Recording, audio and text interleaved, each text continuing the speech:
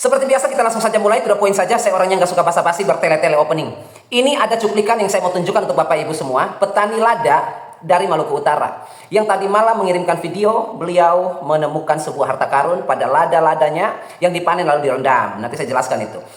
Menemukan sebuah harta karun dan menanyakan itu kepada saya dan wow. Berikut ini cuplikannya. Bapak Ibu bisa simak dulu cuplikannya. Saya sambil ngopi santai biar santai dikit ya. Ini cuplikannya. Assalamualaikum warahmatullahi wabarakatuh. Kita minta pendapat saran dan pendapatnya kepada Pak Roni. Ini kita petani lada dari Kaliabu, Maluku Utara. Biasanya ada lada-lada yang kita petik yang kuning-kuning 1-2 gagang, kita kumpulkan di jergen ini. Ini kita kumpulkan jergen, kemudian kita simpan di samping pencucian piring dengan beras ini kita di dapur, di kebun. Tapi akhir-akhir ini kita temukan bahwa di atas tumpukan daripada lada yang kita rendam ini ada tumbuh jamur. Apakah jamur atau apa ini? Hanya saya terkesan dengan jamur bajaka, jamur keberuntungan yang ditemukan. Apakah ini jenis jamur bajaka atau apa ini? Nah, kita ingin tanya itu. Tapi dia ciri khasnya kayak seperti bajaka ini. Nah, ini kita mau tanya, apakah ada manfaatnya ini untuk terhadap tanaman seperti pula manfaat daripada bajaka itu? Nah, sekarang kami sengaja amankan ini, kita rawat dengan memberi air leri atau air cucian beras ini untuk dipelihara. Karena kami pun juga baru temukan ini. Hal ini selama ini kami rendam, kami tidak temukan ini. Dan satu keunikannya, biasanya saya merendam lada ini, dia berbau. Lama-lama berbau. Maksudnya dalam artian proses mungkin pembusukan berbau. Tapi setelah ditumbuhi ini jamur ini, atau apa namanya ini alhamdulillah tidak berbau lagi. Maka sengaja sekarang saya amankan ini, merawat dia dengan memberi air leri. Mudah-mudahan ada manfaatnya. Jadi kita mau tanyakan kepada Pak Roni, kami minta pendapatnya. Terima kasih kepada Pak Roni. Assalamualaikum warahmatullahi wabarakatuh. Baik Bapak Ibu semuanya, kita langsung mulai saja. Tadi Bapak Ibu semua sudah simak ya. Itu seorang petani lada yang mengirimkan video informasi kepada saya. Menemukan sesuatu pada perendaman lada-ladanya. Apa saja yang ditanyakan oleh Bapak ini, petani dari Maluku Utara? Yang pertama, ini apa Pak? Itu yang pertama. Ini apa yang tumbuh di biji lada saya yang saya rendam? Apa ini barang ini? Yang kedua, apakah benar ini jamur yang disebut dengan jamur jakaba atau jamur keberuntungan? Itu yang kedua. Yang ketiga, ada gunanya nggak jamur jakaba ini? Kalau memang dia jamur jakaba, ada gunanya nggak untuk lahan pertanian lada saya ke depannya? Seperti itu. Dan yang keempat, di situ beliau menginformasikan bahwa setelah ditumbuhi oleh makhluk ini, lada rendamannya yang biasanya beraroma busuk atau baunya tidak sedap, sekarang sudah tidak berbau lagi. Itu poin keempat. Kita mulai dari poin pertama. Ini barang apa? Barang, kalau saya lihat barang yang Bapak tampilkan di video yang Bapak kirimkan tadi malam dan Bapak Ibu semua simak, itu adalah jamur. Tidak mungkin sebuah pohon tumbuh dalam lada, nggak mungkin dalam rendaman ya. Kecuali itu tumbuhan bakau itu ya, di pesisir pantai itu. Itu adalah jamur ya, tetapi jamur dalam kelas makroorganisme. Mikroorganisme adalah jamur yang tidak bisa Bapak Ibu lihat, bentuknya sangat kecil, harus menggunakan alat bantu di mikroskop dan lain sebagainya. Kalau jamur yang dalam bentuk makro, itu disebut dengan tubuh buah. Artinya hifa itu. Jamur itu membentuk struktur tubuh, serat-serat. Kalau Bapak Ibu beli jamur di supermarket untuk dimakan, itu kalau dibersihkan itu ada seperti serat-serat itu namanya hifa, itu benang tubuh buah itu. Dia berbentuk seperti tubuh. Nah, itu disebut, kita bisa lihat langsung, itu disebut jamur tapi makro. Jadi yang tumbuh itu adalah jamur, bukan pohon. Nah, yang kedua, kenapa jamur bisa tumbuh? Ya karena lembab. Sederhananya seperti itu. Jamur tidak bisa tumbuh di tempat yang kering dan panas. Jamur hanya bisa tumbuh di tempat yang lembab, berair, sejuk, dingin, tertutup. Oke ya. Poin kedua atau pertanyaan kedua, apakah benar ini jakaba? 90% iya, itu jakaba. Nah, jadi sudah dapat ya dua jawabannya Bapak ya. Itu adalah jakaba. Ya biasa disebut dengan jamur keberuntungan. Nanti saya kupas jakaba ini. Yang ketiga, bagaimana cara memanfaatkan dia, membudidayakan dia kalau misalnya dia ini berguna atau justru dia merugikan. Jakaba ini berguna dan jakaba ini merugikan. Jadi ada dua poin di situ ya. Sekarang kita masuk. Nanti saya jelaskan poin 3 ini, saya langsung masuk ke poin 4 ya. Kenapa hasil rendaman atau fermentasi biji ladanya tidak berbau lagi? Kenapa dia hilang baunya setelah ditumbuhi ini? Jadi gini, Jakaba yang muncul di rendaman lada Bapak ya, itu adalah spora. Mereka berkembang dengan spora, menyemprotkan sporanya ke udara. Itu seperti serbuk halus, ditiup angin entah dari mana, sampailah di lahan Bapak. Kemudian ditumbuhilah di situ. Seperti itu ya, makanya dia bisa ada di situ. Nah, apakah Jakaba ini menguntungkan kita? Menguntungkan. Saya omong dari segi menguntungkan. Menguntungkan dalam hal apa? Menguntungkan dalam hal mendekomposisi bahan organik. Jadi kalau Bapak sebagai petani lada sering memberikan pupuk kompos, sering membuat kompos, sering membuat POC, sering memanfaatkan limbah organik untuk dibuat pupuk organik, pakai jasa si Jakaba. Bisa. Karena dia mampu merombak atau menghancurkan bahan organik menjadi kompos. Dia memiliki apa saja? Dia ada enzim selulase, dia ada enzim protase, dan lain sebagainya. Dia memiliki enzim itu yang pertama. Yang kedua, dia mampu bertumbuh dengan sangat cepat. Makanya kalau ada jamur Jakaba di situ, yang lain kalah kompetisi. Karena dia terlalu rakus, terlalu cepat, terlalu pesat pertumbuhannya. Tidak sampai beberapa minggu penuh lahan kita itu dengan Jakaba. Seperti itu. Karena dia monopoli dan cepat sekali bertumbuh, makanya kompetisi terhadap bakteri dan jamur yang lain kalah terhadap dia. Oke ya. Sekarang, itu dari segi menguntungkan. Jadi Bapak bisa memanfaatkan dia untuk mendekomposisi bahan organik. Bisa dibuat kompos pakai jasa dia. Setelah komposnya sudah jadi, si Jakaba itu dimusnahkan. Dimusnahkan dengan cara apa? Dibuang. Jangan. Dimusnahkan dengan cara dihancurkan atau didekomposisi lagi si Jakaba itu. Jadi ceritanya gini, ini bahan organik, limbah sayur-sayuran, daun, buah, busuk, hasil panen, dan lain sebagainya. Bapak bikin sebuah wadah, misalnya bikin kompos hijau ya, kompos padat, kompos pupuk padat. Lembab, agak basah, Bapak hadirkan Jakaba di situ. Nanti dia akan membantu menghancurkan bahan-bahan itu. Setelah itu sudah hancur, Bapak bisa, dia kan mati nanti si Jakaba itu. Setelah dia mati, bangkainya itu dikomposkan lagi. Loh kok kenapa begitu? Karena pada saat dia mendekomposisi bahan organik, dia mengkonsumsi sari-sari makanan yang ada di dalam bahan organik. Ya kalau dia nggak makan ya dia mati Jakabanya. Kalau dia bertumbuh ya dia makan dari bahan organik itu, dan dia makanannya itu. Jadi setelah dia makan semua bahan organiknya hancur lebur menjadi kompos, si Jakaba itu dibuatkan kompos, dicampurkan dengan bahan organik itu. Jadi unsurnya tidak kemana-mana. Yang tadi sudah diserap Jakaba kembali lagi ke situ. Karena Jakabanya tidak kita biarkan pergi. Kita buat dia busuk di situ lagi, sehingga komplit semuanya yang ada di situ. Kita hanya pakai jasanya saja untuk mempercepat pengomposan. Setelah kompos sudah jadi, dia kita ambil untuk kita buat kompos juga di situ, supaya dia jangan kabur kalau dia makan di situ ya. Itu POC juga bisa. Itu kalau misalnya mau dimanfaatkan. Nah, sekarang itu keunggulan. Kerugiannya apa si Jakaba ini? Kerugian yang pertama, kalau Jakaba itu tumbuh di rendaman. Nah, ini Bapak Ibu yang bukan petani lada pasti nanya, kenapa Bapak dari Maluku Utara ini rendam ladanya, Pak? Lada itu harus direndam setelah dipanen, Bapak Ibu. Dicuci istilahnya.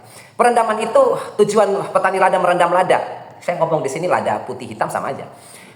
Tujuan perendaman yang pertama itu untuk selektif gitu, namanya seleksi.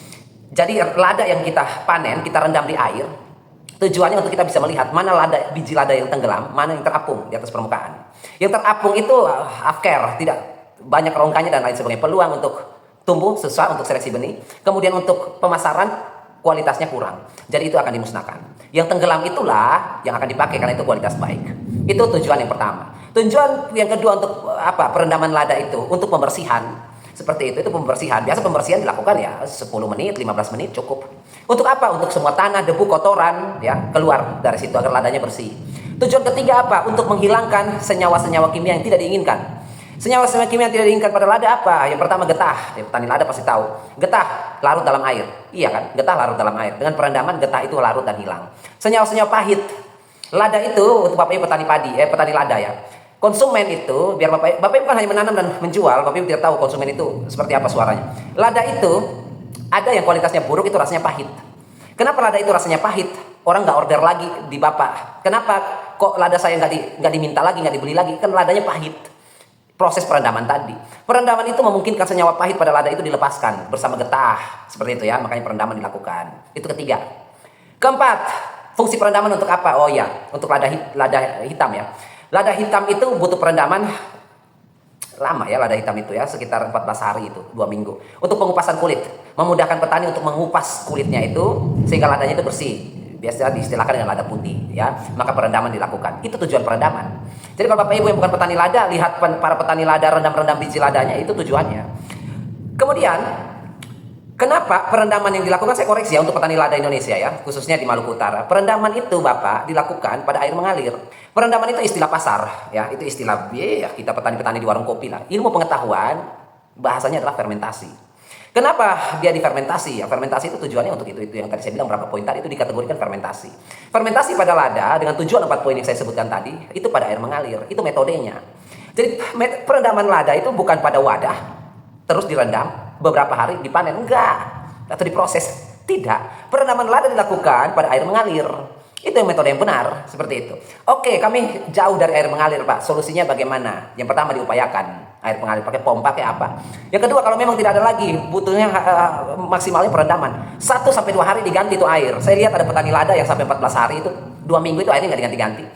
Salah satu seperti Bapak yang dari Maluku Utara, ya, Bapak nggak ganti air. Bapak nggak sebutin, saya tahu Bapak nggak ganti air. Kenapa saya berani yakin Bapak nggak ganti air lada Bapak? Ya karena jamur jakaba tumbuh. Jamur jakaba itu bisa tumbuh di usia 14 hari setelah Bapak rendam. Ya, kalau Bapak sudah rendam 1 minggu lebih, jakaba tumbuh. Atau jamur penyakit patogen pun bisa tumbuh di situ. Bakteri pun, pembusuk pun tumbuh. Kenapa kita harus fermentasi lada atau perendaman lada di air mengalir? Karena perendaman di situ tidak memungkinkan bakteri atau jamur bahkan jakaba itu bisa tumbuh. Seperti itu ya, itu fungsi metode perendaman mengalir. Kalau direndam apakah bisa? Bisa sebenarnya, tapi ribet. Ribetnya gimana? Setiap 2 hari sekali Bapak harus ganti airnya. Supaya tidak boleh ada lagi bakteri yang hidup di situ atau jamur yang hidup di situ untuk membusuk. Selama ini Bapak rendam baunya busuk, baunya airnya nggak diganti. Gimana ceritanya? Airnya nggak diganti, gimana nggak busuk? Bakteri jamur tumbuh di situ, pembusuk. Ya memang tugas mereka di situ. Ada bahan organik yang mereka masuk di situ untuk membuat busuk karena mereka tugasnya kerjanya makannya itu. Makanya aromanya busuk, ya. Nah, jadi kalau misalnya toh Bapak dan teman-teman petani lada di Maluku Utara harus merendam di wadah, ember, fiber dan lain sebagainya, maka setiap 2 hari sekali airnya tolong diganti. Tujuan fermentasi itu atau perendaman itu 4 poin yang saya bilang tadi. Pembersihan, seleksi benih atau hasil kualitas, kemudian untuk pengupasan kulit. Tujuannya itu bukan mau direndam untuk dia berenang, nggak usah. 2 hari ganti airnya, biar dia bagus. Bapak Ibu petani lada Maluku Utara nanam lada untuk jual kualitas kan, bukan jual kuantitas kan, iya kan? Buat apa panen banyak tapi kualitasnya anjlok, harganya murah, bahkan nggak dibeli. Kalau panennya sedikit, kualitasnya tinggi, harganya bagus. Makanya Bapak Ibu kejar kualitas. Ganti-ganti airnya 2 hari sekali ya, sampai waktu yang ditentukan untuk pengupasan kulit lada. Kemudian, setelah itu jemur kering ya, pastikan betul-betul kering. Kemudian, ada bahan apa yang perlu kita tambahkan pada perendaman jika tidak mengalir airnya? Bapak dari Maluku Utara dan teman-teman petani bisa menggunakan garam, itu bisa. Kemudian sedikit saja. Kemudian kapur tohor itu juga bisa, kapur sirih itu juga bisa. Untuk membuat bakteri dan jamur itu enggan atau masuk di dalam dan berkembang biak. Itu pengantisipasian.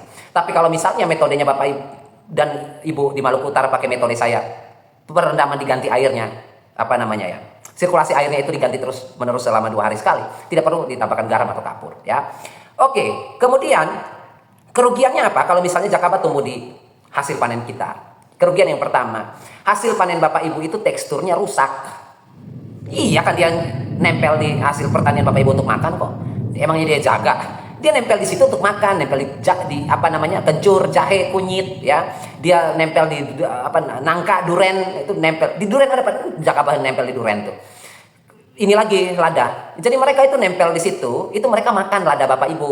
Yang pertama apa yang rusak? Teksturnya. Kalau teksturnya sudah rusak, penjualannya gimana? Murah atau mahal? Murah, kualitasnya di bawah karena tekstur ladanya jelek. Bapak Ibu sudah terbiasa lah dengan lada, jual beli lada kan. Teksturnya rusak. Yang kedua apa? Bobotnya panen lada 1 ton. Setelah ditumbuhin jakabanya dibersihkan, ladanya sisa 500 kilo. Setengahnya di mana? Dimakan jakaba. Seperti itu. Ya iyalah dia harus makan supaya dia hidup. Kalau dia nggak makan gimana dia hidup? Emangnya dia mobil listrik dicas? Dia harus makan di situ, makanya teksturnya rusak, bobotnya menurun. Selain teksturnya rusak, rimpang-rimpangan, buah-buahan maupun lada, bobotnya menjadi ringan karena berongga di situ. Kemudian apalagi kualitas lada yang tadinya harusnya rasanya pedas, sekarang udah nggak pedas, udah hambar. Akhirnya kualitasnya menurun, harganya menurun. Itu kerugiannya.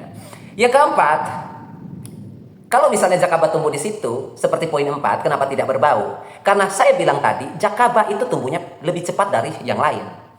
Di dalam wadah yang Bapak rendam itu ada bakteri, itu ada jamur. Semua berkembang biak di situ. Bekerja samalah di situ membuat busuk, itu yang disebut fermentasi. Ya, pembusukan itu, datanglah jakaba, ya, si pemakan rakus ini, maka semuanya tersingkir. Karena tidak ada tempat atau ruang untuk mereka hidup. Jakaba ini terlalu dominan di situ.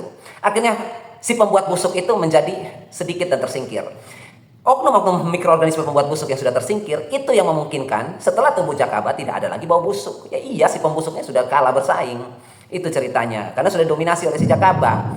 Perlu dicatat, itu hanya sementara. Jadi Bapak jangan menganggap bahwa setelah jakaba tumbuh bau busuk tidak ada. Itu sementara. Bapak coba diamkan 1 bulan. Busuknya lebih parah dari sebelumnya. Seperti itu, kan dia mengeluarkan enzim. Yang keberapa kerugiannya? Kelima.